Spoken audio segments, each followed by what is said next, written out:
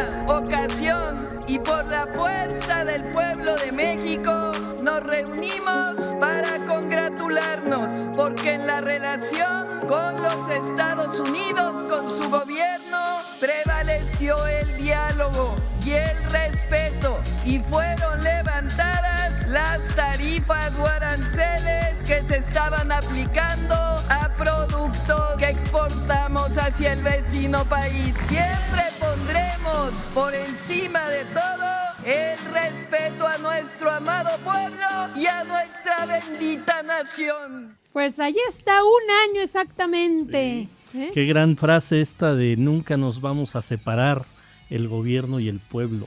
Y eso es lo que ha hecho la presidenta.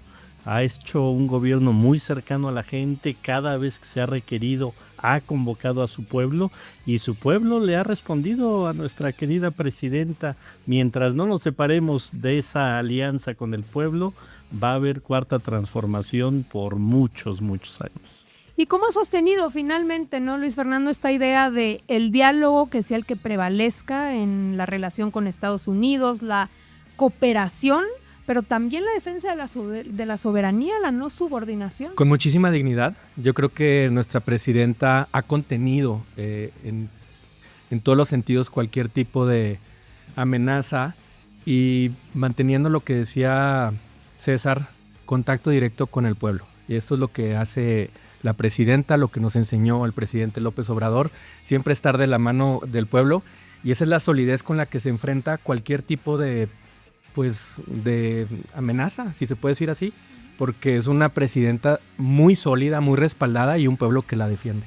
Sin duda. Así es, siempre un zócalo muy nuestro, muy de nuestro movimiento, un zócalo de nuestras resistencias y también de nuestros festejos y también de nuestra defensa, de nuestra soberanía. Y ya bien lo decía Fernando, la autodeterminación, el diálogo y toda la toma de decisiones de nuestra presidenta está respaldado por un gran apoyo popular. Eso, y siempre tener una postura congruente y fiel a nuestra Constitución, que tiene que ver con la defensa de la soberanía, que tiene que ver también con la autodeterminación de los pueblos, y esa defensa, pues tenerla clara siempre. Sí, yo creo que eso ha traspasado los límites del país, porque en el mundo entero se ve a nuestra presidenta defendiendo justamente la soberanía, y muchos pueblos del mundo pues ven a la presidenta no ya como la líder de México, sino como una líder mundial que con esa firmeza ha defendido lo que muchos pueblos dicen, lo que muchos pueblos buscan en sus gobernantes. Y aquí pues tenemos a una gran gobernante que está respaldada por su pueblo y respaldado por las leyes nacionales y por las leyes internacionales. El gobierno de la presidenta Claudia Sheinbaum, el gobierno de México que ella encabeza, se ha convertido en un faro y una guía para muchos países del mundo, principalmente en América Latina también. Así es. Totalmente de acuerdo. Pues a ver, entremos en materia de lo que ha venido pasando estos últimos días. Primero, si les parece bien, tocar el tema de la reforma electoral y luego sobre los temas del Consejo Nacional.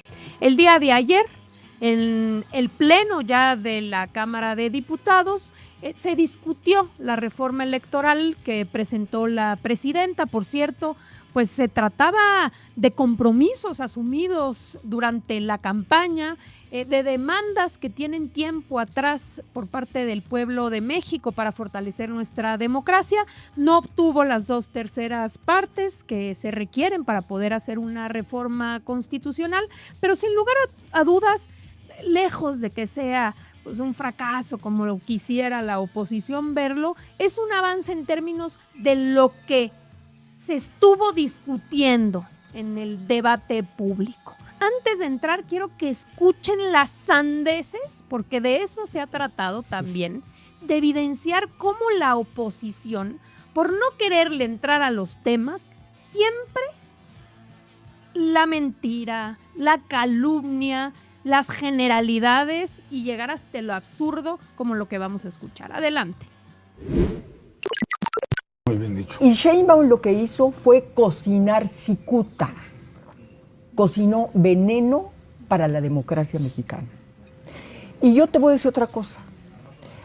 A los hombres y a las mujeres se les conocen en política por el tipo de leyes que crean o que impulsan o promueven. Y yo quiero recordar algunos casos. Por ejemplo, un personaje que cultiva mucho a la 4T es Benito Juárez. Y a Juárez se le recuerda como un estadista por las leyes de reforma. ¿Qué es esta reforma electoral? Esta reforma electoral retrata a una presidenta autócrata, enemiga de la democracia. Ya la presidenta no tiene pudicia. No, ya no. Es decir, ya con todo cinismo presentas una reforma electoral donde desde la A a la Z destruye los principios fundamentales de la democracia electoral. Fíjense nomás Qué la lamentable. desfachatez. Pero además la torpeza, porque Así es. la propia votación que vimos ayer y todo el proceso que se dio de discusión de esta reforma, pues es la mejor evidencia de que hay una democracia plena en este país, donde cada grupo parlamentario, donde cada partido político pudo decir y pudo votar como cada quien quiso. En las épocas del PRI, ¿cuándo hubiéramos visto que los partidos satélites del PRI hubieran votado en contra de una iniciativa del presidente en turno? Ahora no solo fue la oposición, sino hasta aliados del proyecto que decidieron no votar a favor. Eso es democracia pura. Y que personas como ella puedan salir en la televisión, puedan salir en las redes sociales diciendo estas barbaridades, pues es otra demostración de la democracia plena que vivimos en México, y que otra vez México es un faro en el mundo, porque no en todos los países pasa lo que está pasando en México. Pero a ver, descifremos un poco de qué se trataba, o sea, ¿cómo plantea? Fíjate nomás, dice, de la A a la Z destruye los principios de la democracia. Y cualquiera que escucha eso dice, ay, pues, ¿qué estaba planteando la presidenta? ¿Qué se estaba planteando, por Dios? No, bueno, es agregar que la oposición no entiende que no entiende, y que además se les reconoce a ellos porque lo único que hacen es defender privilegios. Yo te diría, presidenta, que ellos votaron en contra porque tuvieron 15,000 millones de razones para votar en contra. Y me refiero a los 15,000 millones de pesos que se iba a ahorrar el Estado mexicano, que iban a estar destinados a programas sociales para generar bienestar, y que simple y sencillamente las cúpulas de los partidos decidieron no entrarle, porque la democracia no tiene por qué ser cara, y era uno de los principales temas que tocaba esta reforma. ¿Qué miedo le tiene la oposición al pueblo? ¿Qué miedo le tiene a caminar las calles, a tocar puertas, a escuchar los sentires del pueblo? Esta reforma, en primera, lo hemos visto, tiene más del 80% de respaldo popular. Bien lo decía ya Luisa, no es algo nuevo, no es algo que nos hayamos planteado ahorita. Ha sido parte de nuestro proyecto de nación, de la Cuarta Transformación, desde hace muchos años. Fue parte de los 100 puntos que planteó la presidenta en el tema de la campaña también. Y no hay ningún movimiento, como bien decía César, pero no hay ningún movimiento en este país que haya defendido más la democracia que justamente la Cuarta Transformación. Y lo principal, la presidenta Claudia Sheinbaum le está cumpliendo al pueblo de México. Las y los legisladores que no están de acuerdo con ello, la oposición moralmente derrotada, tendrá que justamente, de nueva cuenta, en 2027 y en los demás procesos, pues ponerle la cara al pueblo. Y así como no les gusta gastar suela, tocar puertas, pues al pueblo tampoco le gustará pues votar por ellos. A ver, uno de los temas que planteaba centralmente la reforma es acabar con el dedazo en las listas plurinominales, ¿no? O sea, se decía, ¿por qué son las dirigencias de los partidos los que a contentillo ponen qué diputados van a entrar como representación proporcional, o sea, como plurinominales? Bueno, pues que la gente salga a hacer campaña y obtenga votos de manera directa. ¿Qué tiene eso de antidemocrático? A ver, pregunta seria para la oposición. ¿Qué tiene de antidemocrático pedirle a un Alito Moreno, oye, no te autopongas en la lista 1, ¿quieres estar de plurinominal? Camínale, que te voten allá abajo, que te vote la gente. ¿Qué tiene de poco democrático hacer un planteamiento de antaño que invertir más de 6,000 millones de pesos en años electorales donde no hay elección, por ejemplo, o que hay una elección únicamente en Coahuila, ¿vale la pena que los partidos políticos reciban más de 6,000 millones de pesos? ¿O puede haber una mejor destino a esos recursos? Y nadie estaba planteando, como decir, 25% menos, una reducción, punto. Se iba a acabar con los no, pero es muchísimo los recursos que se destinan a los partidos políticos, y lo decimos como Morena, como uno de los como el partido más grande y por ende el partido que más recibe. Claro que es factible y no es un planteamiento nuevo, tiene años. 3, planteaban que sean los migrantes los que voten a sus propios representantes. ¿Qué tiene eso de autoritario?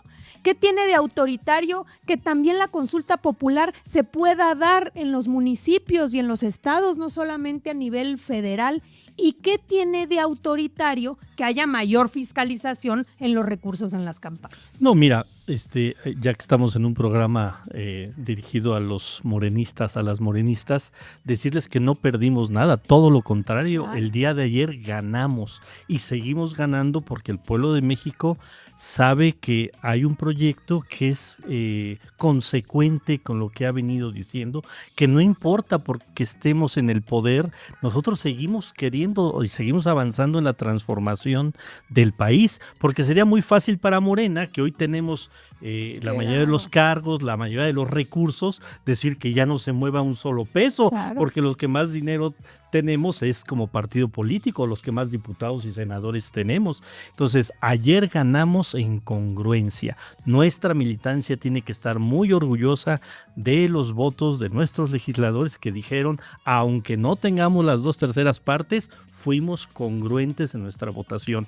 Y la presidenta también fue muy congruente, dijo, yo no voy a negociar en lo oscurito. Voy a decir, esta es la reforma que además se la pidió el pueblo de México en su campaña, que la llevó a la mesa y que bueno, no se lograron los votos, pero como bien dices, Luisa, ¿quién va a estar en contra de que no haya un solo legislador que no llegue por los votos? ¿Quién va a estar en contra de que no se reduzca el precio, el costo de nuestra democracia? ¿Quién va a estar en contra de que no haya fiscalización? Pues claro, los Alitos, los Anaya, los Marcos Cortés, los Pemex Gates, todas esas historias terribles que han pasado en México, pues son los que dijeron no queremos que pase la reforma, pero es un triunfo de congruencia y es un triunfo del movimiento y de Morena, porque la gente dice, pues quien votó a favor son los mismos de siempre, los que están con el pueblo de México. Te voy a decir quién está en contra, porque nunca hubiese llegado al Senado de haberse tenido un modelo como este. Vamos a escucharlo. Finalmente llegó la dichosa iniciativa y como era de esperarse, pues Morena se resiste a sancionar con la pérdida del registro a los partidos y a los candidatos que reciban dinero de los narcotraficantes, que reciban dinero del crimen organizado. Para acabar pronto, la iniciativa ni siquiera dice las palabras crimen organizado. Lo que esto a nosotros nos confirma es que Morena no quiere romper sus vínculos, no quiere romper sus relaciones con los criminales y quieren seguir dejando abierta la puerta para que les apoyen en las campañas, para que aporten dinero, para que impulsen a sus candidatos. Les confirmo, después de haber leído la iniciativa, en el PAN nuestra postura es ir absolutamente en contra por esa razón, porque Morena no quiere establecer que los partidos que reciban dinero del crimen organizado pierdan su registro. Esa era nuestra exigencia, no lo cumplieron, no vamos a apoyar bajo ninguna circunstancia esta farsa de reforma que no atiende el problema central. Señor, por favor, nomás recordarle que aquí el único gobierno que ha tenido nexos con el crimen organizado es el gobierno panista de Felipe Calderón. Sí, y además recordar que Anaya, este personaje que se fugó del país literalmente porque sabía que tenía cuentas pendientes y los que se oponen son los criminales como esos, ¿va? O sea, los que se enarbolan en la bandera de la democracia cuando en realidad lo que se opusieron porque no quieren perder el privilegio de esconderse detrás de un Senado, de una Cámara de Diputados, de un fuero. Simple y sencillamente es esta oposición que le encanta inventar narrativas solo para justificar cómo se llenan las bolsas de privilegios y cómo hacen todo para que parezca que es lo correcto, cuando es una doble o triple moral. El fuero en México inició como una herramienta para defender las causas del pueblo. Así inició el fuero en nuestro país y en los diferentes parlamentos que hay en el mundo. Ahora justamente esta oposición miedosa utiliza el fuero para defender pero sus cuentas, para defender pues el no estar en la cárcel. Pero a ver, una lista muy rápida. Ya decía Luisa que el único gobierno comprobado justamente con estos nexos con el crimen organizado es el gobierno panista. Pero ahí está García Luna, Cabeza de Vaca, Guillermo Padres, y también tenemos a Yarrington, a Humberto Moreira, a Javier Duarte, todos ellos con investigaciones, por decir algunos, porque la lista es todavía más larga, todos ellos con alguna investigación, con alguna relación con el crimen organizado, algunos incluso con sentencias. Y aparte de todo, parecen, no sé si inocentes o pecan de tontos, no sé cómo decirlo, porque, a ver, ya están las leyes electorales y en diferentes mandatos que no se puede recibir recursos. O sea, eso ya existe, eso no se tenía que poner en la reforma porque ya existe, ya es un mandato en las leyes electorales. Entonces, pues, utilizan este argumento quienes tendrían que estar, pues, tras las rejas. Pero además, ¿en qué votó en contra el PAN y a favor Morena? Que el INE pudiera ver las operaciones financieras de los partidos. Eso es lo que no les gusta. Eso es lo que no les gusta. De ahí Que que hubiera gastan su prohibición de aportaciones en efectivo. Pues eso es justamente lo contrario a lo que ellos quieren, lo que Morena votó a favor y ellos en contra. Y uso de tecnologías en los procesos de fiscalización. O sea, que no haya esos Monex Gates y esas cosas. No les gusta la rendición de cuentas. Eso es lo que ellos votaron en contra y Morena a favor. ¿Se acuerdan que el presidente decía que para los prianistas Sí. su máxima es la hipocresía? Sí. Y la verdad es que aquí se puede aclarar muy bien por qué. Fíjense ustedes la declaración de Ricardo Anaya. Bueno, dos cosas yo destaco. Uno, lo que ya plantea aquí Caro. El artículo 41 de la Constitución establece las causales de nulidad de una elección.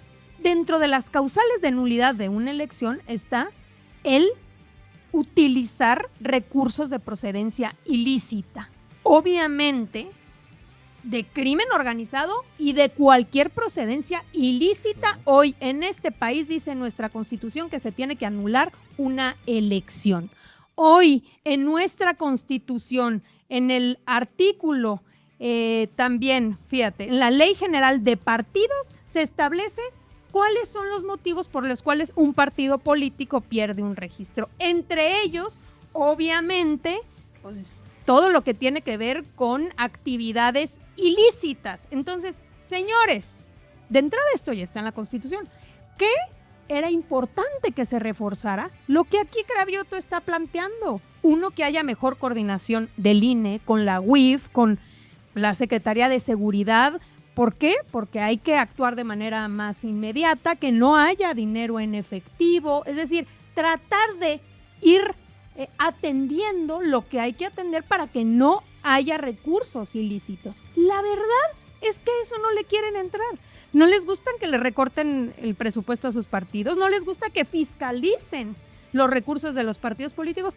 Y finalmente, lo más importante, de haber existido este modelo, Anaya nunca hubiera podido ser senador. Precisamente como dice Luis Fernando, hubiese tenido que hacer campaña, ¿no? Hubiera tenido que salir. Y más allá de que nadie iba a votar por él, o quizás sí, no sabemos, pero el caso es que no vino hasta que ya estaba en funciones para llegar con el fuero, pero no hubiera podido salir a hacer campaña. Sí. ¿Por qué? Porque andaba escondido. Ahora sí, muy valiente, ¿no? Y además usan el recurso para ellos, para pagar manifestaciones, como hace algunos meses quedó acreditado que gente que tenían en la nómina el propio PAN eran los que mandaban a las manifestaciones en contra de nuestro movimiento, de la presidenta.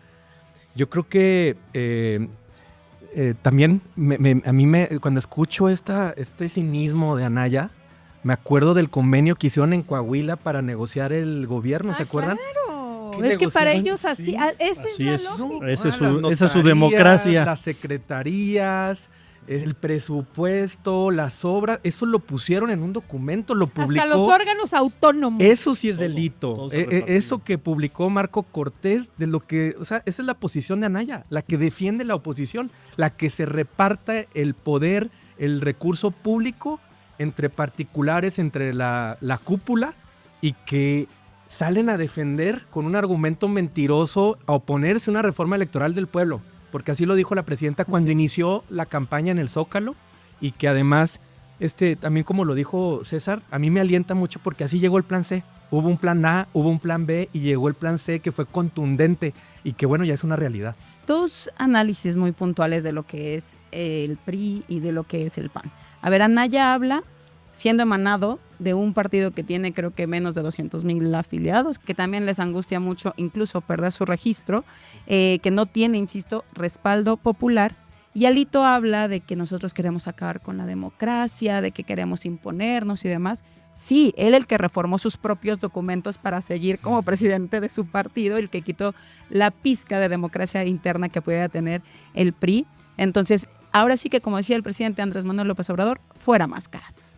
Y tampoco les gusta un tema que tiene que ver con el nepotismo. Acá hay un paisano muy renombrado, Luis Fernando, ¿no? Que llegó a la gubernatura de su estado heredado por su hermano. Claro. Pues por eso no les gustan estos temas, porque ellos están acostumbrados al nepotismo, a las reelecciones una y otra y otra y otra vez, perpetuarse en el poder sin un solo voto. Entonces, por eso obviamente votaron en contra. Ahora, también por el otro lado está esta otra visión. Vamos a escuchar a Lorenzo Córdoba.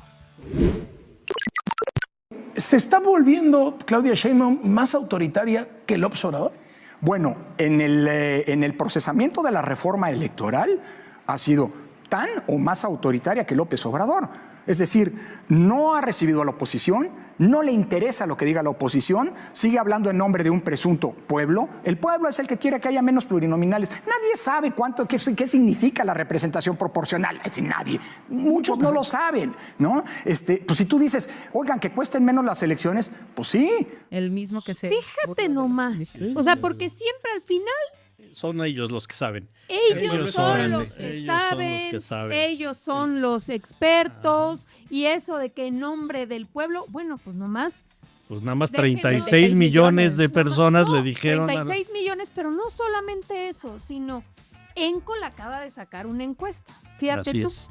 Y entonces, si estaban o no de acuerdo en que se eligiera de manera directa por voto ciudadano, es decir, no a través de las listas, 83% de la gente. Entonces no lo decimos nosotros, todas las encuestas, pero de verdad es que es un asunto de salgan a la calle, porque si siguen ahí escondidos en sus oficinas, pues nunca se van a enterar más que de lo que dice Reforma, de lo que dice Latinus o de lo que dicen en Atypical, porque francamente solitos se dan cuerda. Por eso yo insisto que fue una victoria de Morena. Fue una victoria del movimiento la votación de ayer, porque la gente dice, pues el único partido que quiere una reforma electoral en beneficio del pueblo, pues, otra vez fue Morena. Y entonces la gente, como lo vimos en el plan A, el plan B, el plan C del presidente López Obrador hace unos años que estábamos allá en el Senado, lo mismo les decíamos. Ustedes dicen que el pueblo no quiere esto.